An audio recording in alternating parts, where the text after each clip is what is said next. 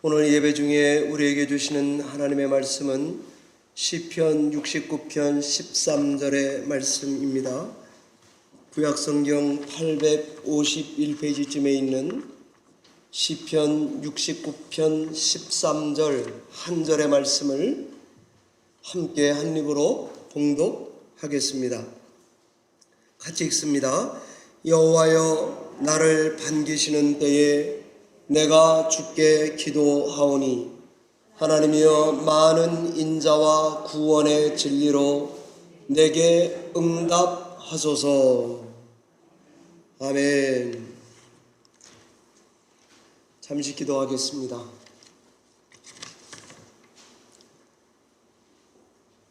생명 되신 하나님 아버지, 이 시간에도 이 땅에서 거룩한 하나님을 향해 예배할 수 있는 자로 우리를 살게 하시고 인도해 주신 은혜에 감사를 드립니다. 치유와 회복의 7번째 말씀 앞에 섰습니다.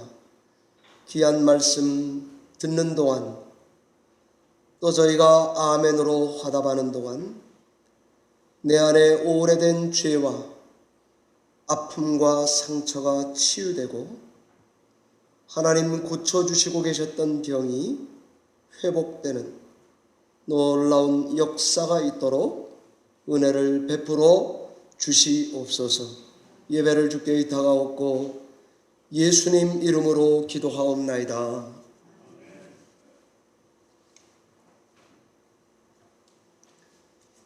치유와 회복의 마지막 7번째 말씀, 나를 반기시는 때에 라는 말씀 증거하도록 하겠습니다. 오늘도 아프가니스탄 카불 공항에서는 탈레반을 피해서 탈출 러시가 계속되고 있습니다. 여러분도 다 보셨을 텐데 뉴스에 이런 장면이 인상적이었습니다. 탈출해야 한다는 사람들과 더 이상은 안 됩니다 라는 군인들이 대치해 있는 장면입니다. 그런 난리 북새통 현장에서 그럼 우리는 안 가도 좋다, 부디 이 아이만은 살려달라면서 자기 아이를 군인들에게 그냥 집어던지는 장면입니다. 이렇게 던져진 아이들만도 하루에 10명 이상 되었다는 것입니다. 애가 캠프로 던짐을 받으니까 그 다음에 남자 군인들이 젖병을 물리고 있더라고요. 그게 응급이에요. 그러니까 얼마 전 뉴스를 또 보니까 이제는 여군들이 가서 애를 돌보고 있었습니다. 미국이 공산주의의 확장을 막느냐고 이 일을 했기 때문에 자업자득이다라고 말하는 사람들도 있습니다. 저는 그렇게 보이지 않습니다. 이 장면 하나에만은 미군은 생명편에 서 있고 이슬람 원리주의자들은 반대편에 있는 것이 분명합니다. 선과 악을 극명하게 보여주는 장면입니다. 신자는 여기 이 세상에서 누리는 것들, 가치 있게 생각하는 것들은 영원한 것이 아니다 라고 믿고, 이렇게 사는 건 길이 아니다, 이건 진리가 아니다, 여기엔 생명 없다 라고 믿고 저 높은 곳을 향해서 한 걸음씩 나아가는 사람들, 우리 신자들입니다. 그런 신자들이 모임, 교회는 우리가 뭘 바라고 사는지, 그걸 위해 우리는 어떻게 달려가고 있는지를 보여주고 증거하는 곳, 교회입니다. 이처럼 종말론적인 신앙을 가지고 사는 신자들도 어렵기는 매한 가지입니다. 병에도 걸립니다. 끝내 다 죽습니다. 저와 여러분들도 죽을 것입니다. 그러나 우린 과연 하불로 생명을 걸고라도 달려가는 사람들인가? 우린 과연 이슬람 원리주의자는 생명이 없다라고 믿고 확신을 갖고 신앙하고 있는가? 우린 과연 여긴 더 이상 소망 없다 확신하고 내 애마저도 저편으로 집어던질 수 있는 그런 절박함을 가지고 신앙생활을 하고 있는가 하는 참 많은 생각을 하게 해주었습니다. 그러기 위해서 우리 성도님들의 신앙생활은 언제나 제가 자주 말씀드리는 대로 현실적이어야 합니다. 신앙은 언제나 현실적이고 구체적일 뿐 아니라 언제나 실천적인 신앙생활이 돼야만 합니다. 우리가 당하는 현실을 가볍게 경시하거나 무시해버리거나 없는 것처럼 외면하거나 또는 곡해해서는 안 될 것입니다. 발은 땅에 분명히 디디고 서고 눈은 하늘을 향해 멀리 두고 살아가는 것, 그것이 올바른 영성입니다. 병으로 고생하는 성도들은 종말론적인 신앙을 갖되 죽음과 질병으로 인한 슬픔이나 아픔을 절대로 외면하지 말아야 합니다. 그리고 동시에 영원한 것에 대한 참된 생명에 대한 소망의 근거가 하늘에 있다 라고 믿고 신앙에 가는 이 두 모습이 다 우리 안에 있어야 하겠습니다.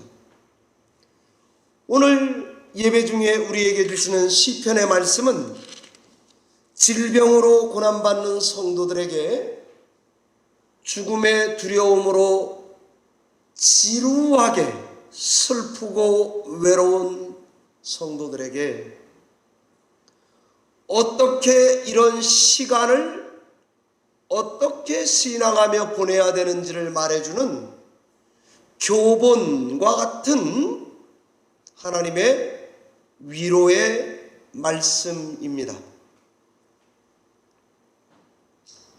제가 오늘 7번째 시리즈 설교를 하고 있는데 반복되는 것 같지만 여러분, 믿어도 병에 걸릴 수 있다라는 것을 내가 신앙으로 받아들일 수 있는 그런 기본 자세를 말씀을 듣는 중에 꼭 마음으로 갖고 마쳤으면 좋겠습니다. 지난주에 증거한 말씀처럼 병에 걸린 걸 죄 때문이다 라고만 생각하지 마시기 바랍니다. 죄 때문일 수도 아닐 수도 있는데 일단 병에 걸리면 하나님께 나가자 하는 것입니다. 히스기야처럼 그땐 벽을 향해 손을 들 시간이 왔구나 하고는 기도하는 성도가 되어야 한다는 것입니다. 여러분 다 아시는 이어령 박사님 있습니다. 87세입니다. 갑상선 암에 위암까지 갖고 있습니다. 올해 죽을지 내년에 죽을지 모르니까 자기가 집필했던 책을 개정 증보하는 작업을 하고 있고, 죽음 앞에서 생명이 이렇게 농밀해지는지 모르겠다 하시면서 사람들에게, 아픔이 있는 사람들에게 책을 쓰고 싶다고 집필 중에 있습니다. 100주년 기념교회를 섬기시던 이재철 목사님은 어떻습니까? 72세입니다. 홍성사 출판사를 하고, 여러분 다 아시는 이승윤이라고 하는 가수의 아버지가 이재철 목사님입니다. 지금은 거창에 내려가서 은퇴하고 거창에 내려갔습니다. 전립선 암 진단받고 컨테이너 2개를 임시집으로 만들어서 그분도 설교하고 집필 중에 있습니다. 84세 되시는 김동호 목사님은 어떻습니까? 그분도 전립선 폐암에 암이 겹쳤습니다. 날마다 기막힌 새벽이라고 하는 1인 유튜브 방송을 통해서 성도들의 영성을 계속 깨우는 일을 해가고 있습니다. 제가 나열한 분들이 다 박사님이요 목사님이라서 좀 거시긴 합니다. 그런데 우리도 어쩌면 신앙을 가지고 이때 병이 걸리면 믿어도 병에 걸린다라는 사실을 분명히 마음에 가지고 한 길로 신앙에 가는 여러분 되시기를 바랍니다. 맞습니다. 믿어도 병에 걸립니다. 그럼에도 병에 걸렸더라도 우리는 얼마든지 하나님 앞에 믿음으로 반응할 수 있는 사람들입니다. 병에 걸리는 거 내 선택은 아니라 주어지는 것일지 모릅니다. 그러나 또 하나의 나의 선택이 있습니다. 나는 기도할 수 있다는 것입니다. 이런 때에 우리는 하나님께 나아가 하나님에게서 오는 은혜, 하나님께서 주실 은혜를 잔뜩 기대하고 그 기대를 의지해서 간구하는 저와 여러분이 되셔야 합니다. 시편 저자가 그렇습니다. 물들이 내 영혼까지 흘러들어왔나이다. 설곳이 없는 깊은 수렁에까지 빠져들어가고 있는 중입니다. 이것이 시편 저자의 고백입니다. 왠가 하면 내 주변의 사람들이 까닭없이 부당하게 나의 원수처럼 되었습니다. 사람들로부터 수치와 비방과 조롱을 심하게 당하는 순간이 왔기 때문에 억울하기 그지 없습니다. 주변에 한 다리 건넌 사람들만 그런 게 아닙니다. 오늘 본문 다 읽진 않았지만 8절에 보니까 내 배다른 형제 이복 형제들에게도 나는 객처럼 되었습니다. 뿐만 아니라 내 친어머니의 친자녀들 형제들에게서는 낯선 사람같이 되었습니다. 하나님 정말 못 견디겠습니다. 외롭습니다. 그렇게 고백하고 있습니다. 더 못 참는 이유가 있습니다. 공동체에서조차도 외면당하기 때문에 못 참겠습니다. 성문에 앉은 자들은 장로급인데 그 사람들에게 내가 비난을 받습니다. 술자리에 앉은 것들은 나를 힐난하면서 나는 그들의 술 안주거리가 되었습니다. 시편의 저자는 주변 사람들에게, 식구들에게, 공동체에게서조차도 철저하게 외면받고 있는 것을 가지고 그때도 하나님을 선택하고 기도하고 있는 모습으로 그려져 있습니다. 질병을 당했고 해결책이 없을 때 우리의 심령 상태는 어떨까? 물에 빠져들어가는 것 같고 가난하고 궁핍하며 슬프고 외롭고 억울합니다. 이 말을 해도 들어줄 사람이 세상에 한 인간도 없습니다. 그래서 하나님께 나아가 하나님을 파트너 삼아서 그분의 귀에만 들려드리는 중입니다. 나는 기도합니다. 하나님은 들으십니다. 여러분 시편 1편부터 150편까지 이 말이 얼마나 많이 나오는지 몰라요. 난 기도합니다. 하나님은 응답합니다. I pray, God answers. 간단하죠? 이 간단한 사실을 만나게 되는 게 병중에 있는 신자라고 할 수 있습니다. 기억하시기 바랍니다. 병이 들어도 기도할 수 있다는 사실을 꼭 기억해 주시기 바랍니다. 두 번째입니다. 기도가 중요한 이유는 기도하면서 하나님께 나아가는 그 타이밍을 성경이 오늘 13절에 그려놓았습니다. 이때가 하나님이 반기시는 때라고 되어 있습니다. 아니 도대체 하나님이 반기는 게 뭡니까?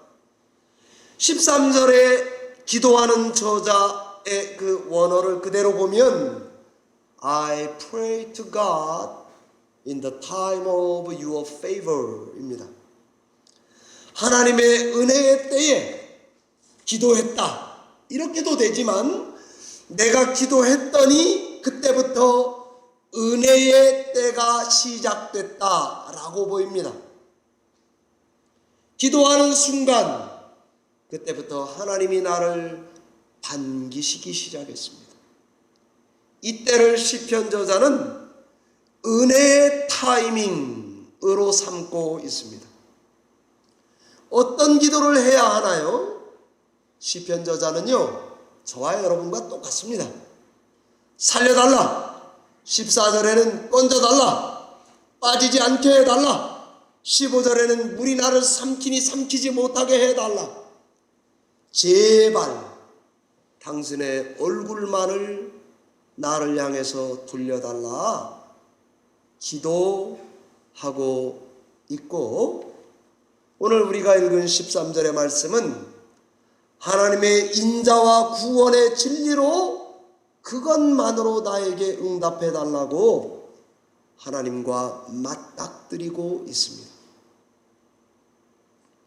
시편 저자와 똑같이 우리도 기도하면 되는 것입니다. 그러면 내 기도가 시작될 때가 곧 하나님이 반기시는 은혜의 때가 된다는 같은 고백에 참여하게 될 때에 바로 기도하는 게 내 할 일이었다는 것을 알게 될 것입니다. 자, 그럼 기도하면 다 낫습니까? 안 낫습니다. 그럼 기도하는 게 무슨 의미가 있습니까? 계속 기도하면서 뭘 깨닫게 된단 말입니까?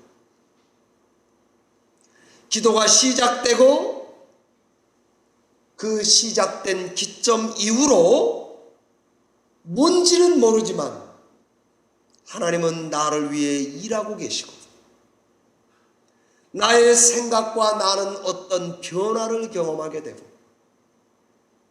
내가 기도했더니 하나도 흘려듣지 않으시고 하나님은 성령을 나에게 보내주시고 내 마음은 하나님을 향해 뛰어가고 하나님은 신도 신지 않고 나에게 뛰어나오시는 것을 체험하게 되는 순간이 기도의 순간일지 모릅니다. 아무 일이 일어나는 것 같지 않아 보여도 기도하고 있다면 기도로 반응하는 그 자체가 기도 중에 하는데 몸부림이 기도하면서 했던 나의 행동과 생각이 그리고 심지어 그 기간에 썼던 나의 랭귀지를 하나님은 하나도 흘려보지 않으시고 일일이 다 기억하고 계시단 사실입니다.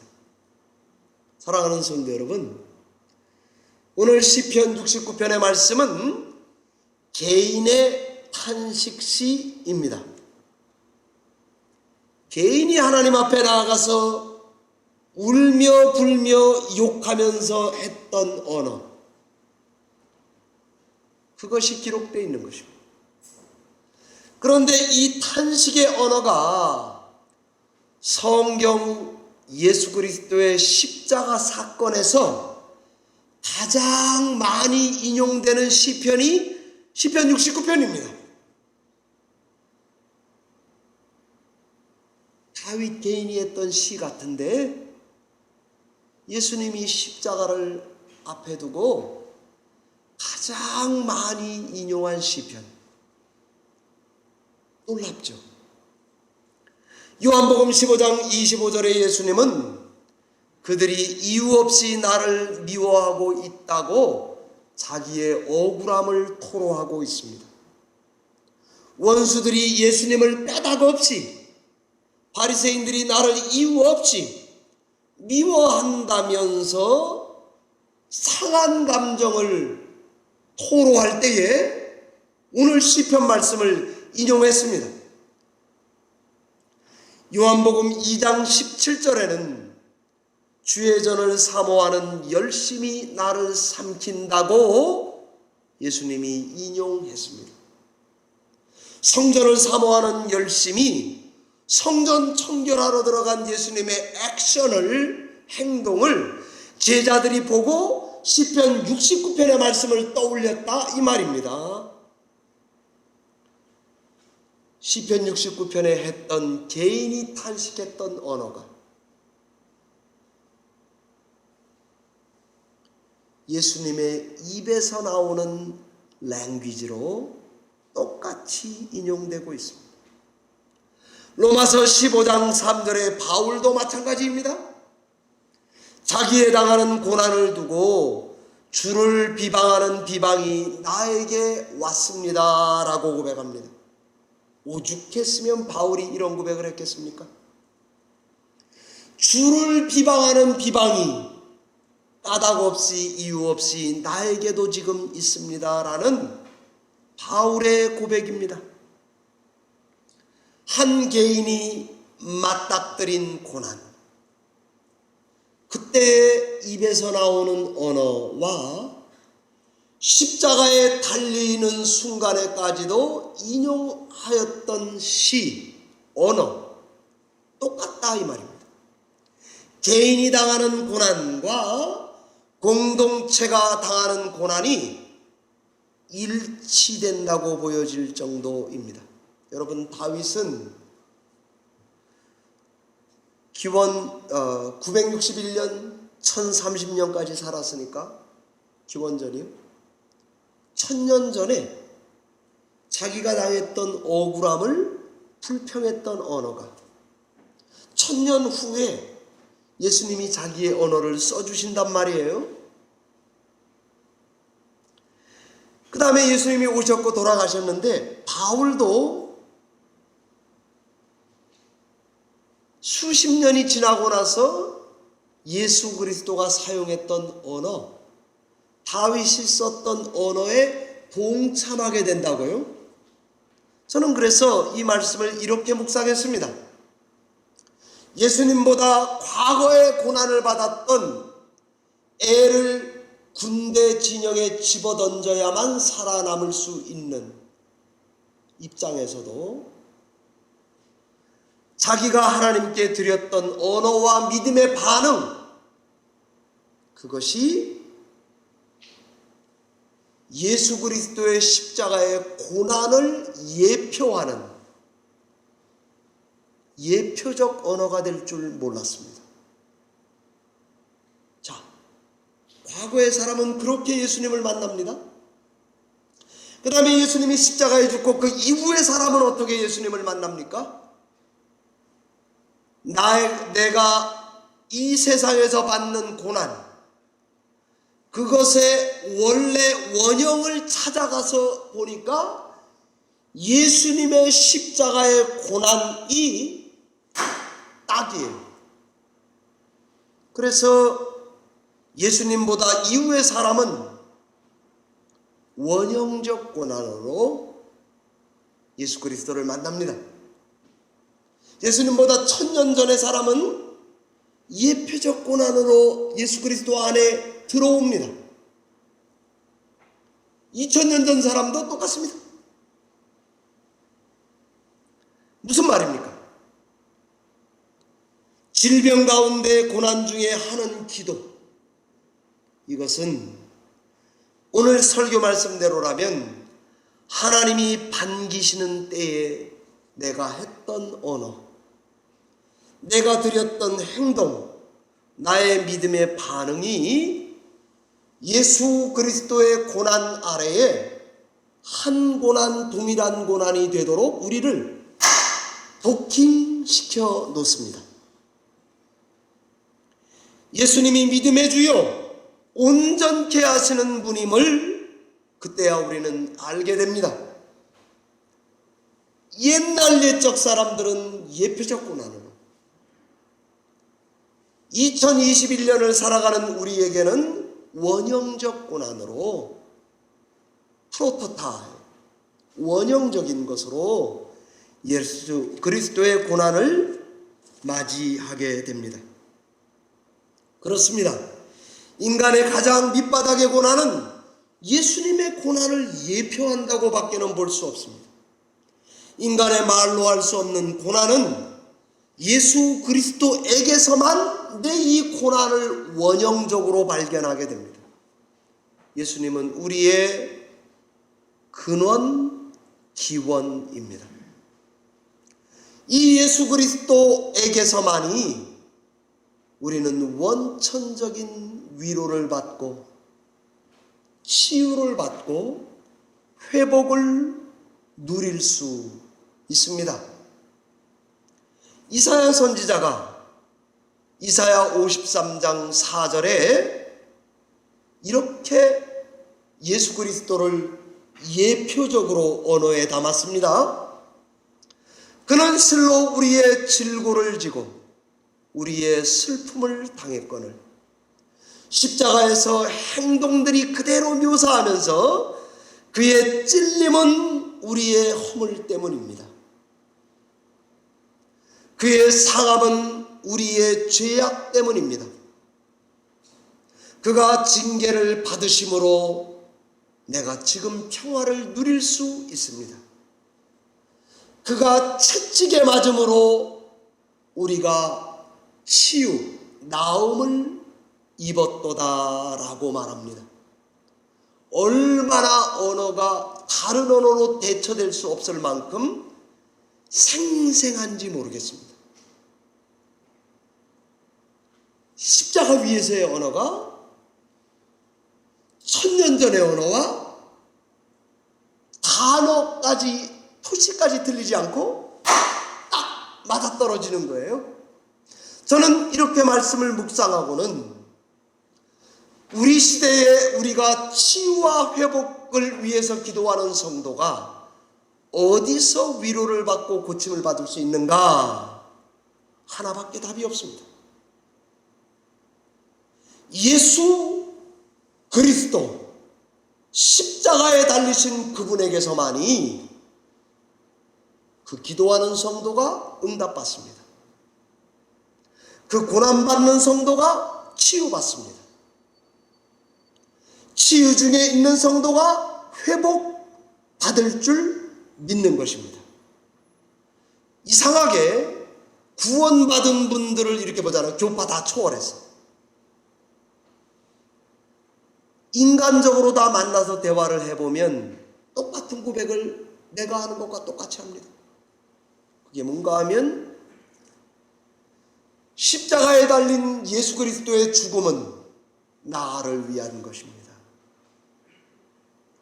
그분이 당한 채찍과 고난은 나에게 위로와 평안과 치유가 됩니다. 다 그 고백을 합니다. 사랑하는 성도 여러분, 성경에서 제일 많이 나오는 금지 명령이 뭔 줄 아세요? 뭐뭐뭐 하지 말라 그러는 명령이 뭔 줄 아세요? 두려워하지 말라입니다. 오늘 우리가 찬양했어요. 두려워하지 말거라 민수야. 두려워하지 말거라. 그럼 반대로 가장 많이 하는 명령 중에 누굴 두려워하라 그럽니까? 돈 두려워하라, 죽는 거 두려워하라 그런 말 별로 없습니다. 하나님을 두려워하라 그 말이 제일 많습니다. 성경에. 자, 우리가 병이 들었어요. 두려워하지 마시기 바랍니다. 기도하는데 응답이 없어요. 하나님을 두려워하며 기도를 계속하시기 바랍니다. 예수님이 가장 많이 하신 명령은 그럼 뭘까요? 언뜻 통밥으로 맞춰보건대 사랑하라 일 것 같죠? 정확히 틀렸습니다. 사랑하란 말 많이 없고 사랑하란 말을 거쳐가는 말이 있습니다. 용서하라입니다. 여러분, 용서 한번 해보려고 그래 보세요. 그게 죽기보다 힘듭니다. 원문에 아피에미인데요, 용서하라가요, 사랑하라는 말보다 더 많이 씁니다. 아피에미. 근데 이 말이 요즘 우리 언어로 다시 한번 풀어보자면 내버려둬라, 허락해주라, 고집 피우지 마라, 용납하거라 이 말입니다. 사랑을 실천하는 구체적인 영성, 용서하라입니다. 사랑하기보다 용서를 실천하면 하나님이 있다는 것을 믿지 않고는 실천할 수가 없게 됩니다. 제가 이 말을 누구에게서 따왔는가 하면 이어령 박사의 책에서 따왔습니다. 사랑하기보다 용서를 실천하려는 종교라면 반드시 하나님을, 예수 그리스도를 만나게 된다고 이어령 박사가 그렇게 묵상을 했더라고요. 사랑하는 성도 여러분, 그럼 바울이 가장 많이 한 명령은 뭔지 아십니까? 이거 정말 중요해서 안 가르쳐 드려야 되는데 가르쳐 드리는데, 바울이 가장 많이 한 명령, 인사하라입니다. 문안하라 그 말을 제일 많이 바울이 했습니다. 우리 성경의 명령대로 하나님을 두려워하시기 바랍니다. 죽음을 두려워하지 마시기 바랍니다. 형제를 용서하시는 것을 실천해 보시기 바랍니다. 서로 무난하시기 바랍니다. 무난을 자꾸 안 하게 되면 그 용서가 안 돼요. 용서 안 되면 사랑 안 하는 거예요. 그러니까 어려워요. 제가 이 말씀을 하나하나 묵상하면서 적어 내려가다가 제 자신에게 이것을 마음에 갖게 되었습니다. 제가 성도님들에게 전화 잘 안 합니다. 그러니까 목사님은 전화 잘 안 한다는 말씀 제가 간혹 듣습니다. 근데 제가 왜 그렇게 됐을까 생각하니까 제가 원래 캐릭터가요, 제 성격이 사람을 좋아해요. 그리고 이 말 저 말 편하게 하고. 근데 사람들을 자꾸 만나가지고 뭐 이렇게 교제하다 보니까 제가 말실수를 하더라고요. 성도들이 좀 예쁘게 봐주면 되는데 그 말 가지고 저를 꼭 한 꼬투리를 잡아요. 그래가지고 된통 당한 적이 몇 번 있습니다. 그러니까 그 다음부터 제가 문안을 안 해버렸어요. 근데 제가 오늘 이 말씀 준비하면서 하나님, 그건 나도 회개해야 되는군요. 이 입단속을 못한 거를 회개할 뿐 아니라 바울처럼 인사 자주 하는 것만이라도 잘해야 되겠구나. 그래서 제가 한 일주일, 2주일에 한 번은 여러분들에게 전화를 앞으로 하겠습니다. 그러면 이게 목사님이네 그러고 확 전화기 집어던지지 말고 그러는 분들이 지금 안 웃는 분들 중에 한두 분이 있을 수 있어요. 목사님이 전화하면 목사님 안녕하세요 이래야 되는데 무슨 뜨거운 거예요? 확 집어던진다.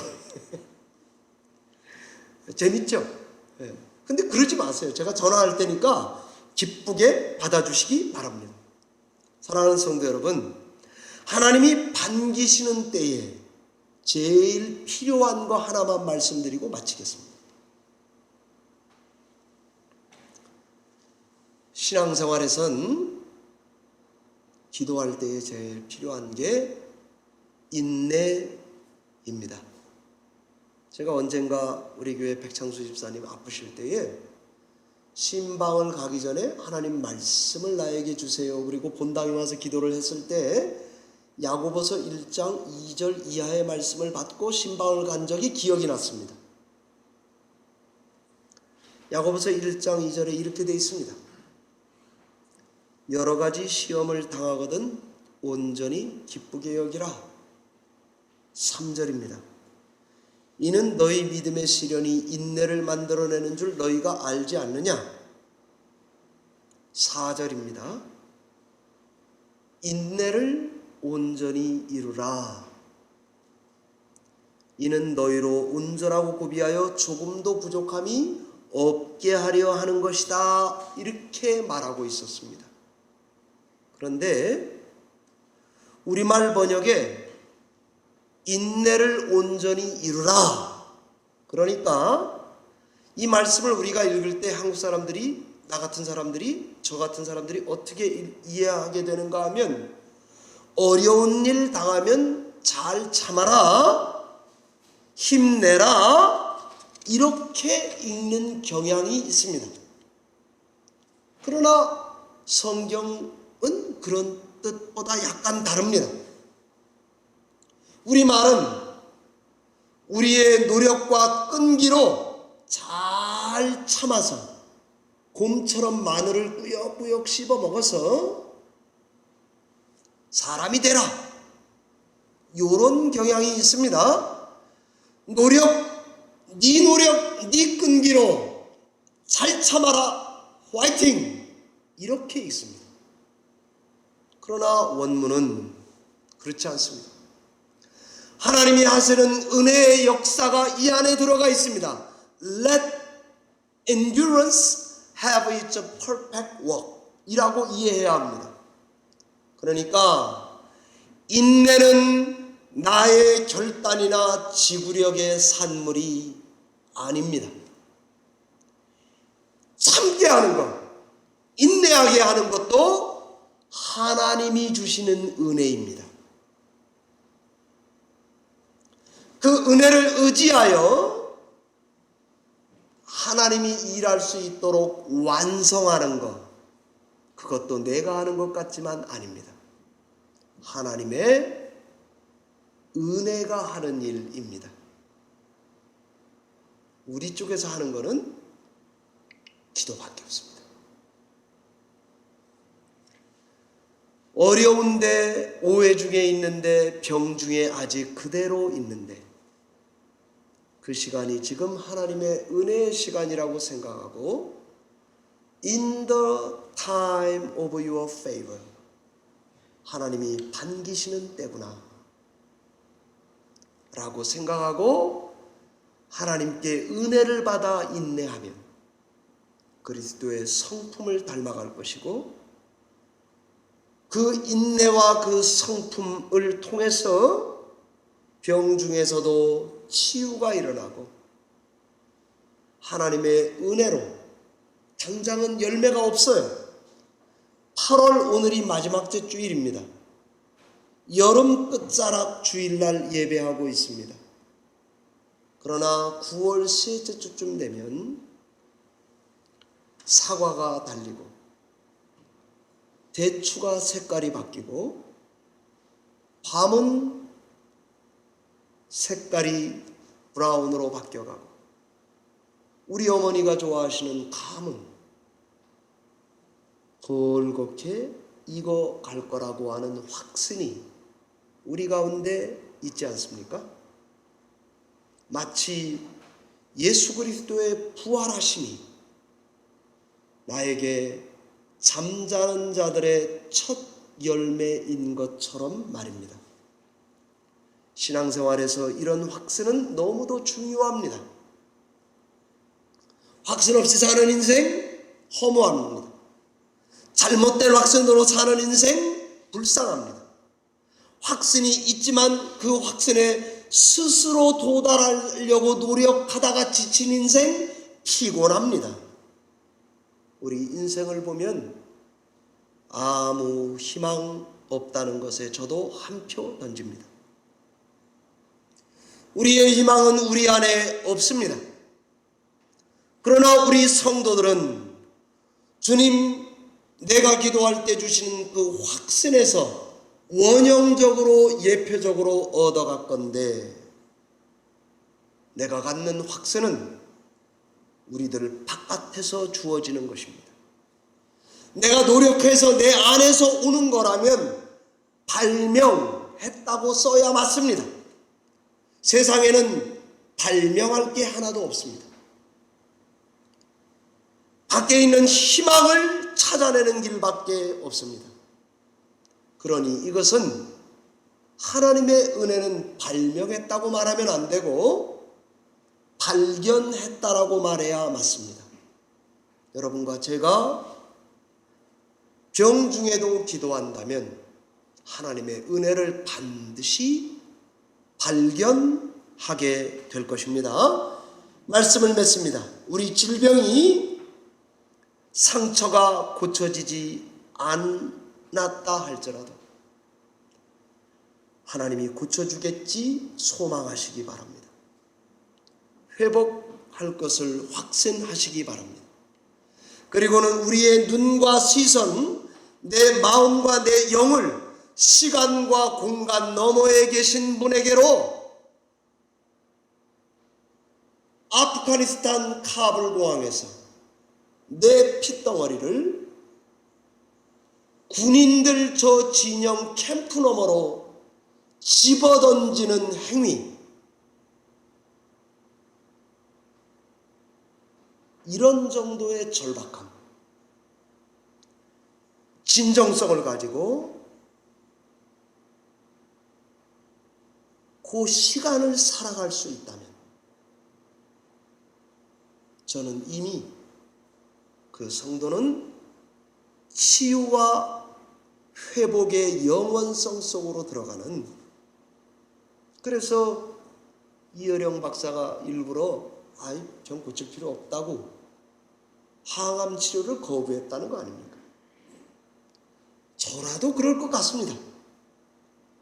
여러분도 지금은 우리 다 건강하지만 혹시 이런 어려운 때를 사는 분을 아신다면 예수 그리스도가 당신의 위로입니다. 생명입니다. 이렇게 전하는 저와 여러분이 다 되시기를 바랍니다. 기도하겠습니다.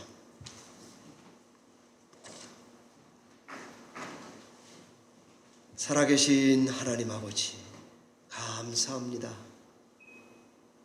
이 땅에 살아가는 것 결코 쉽지 않고 간단치 않습니다.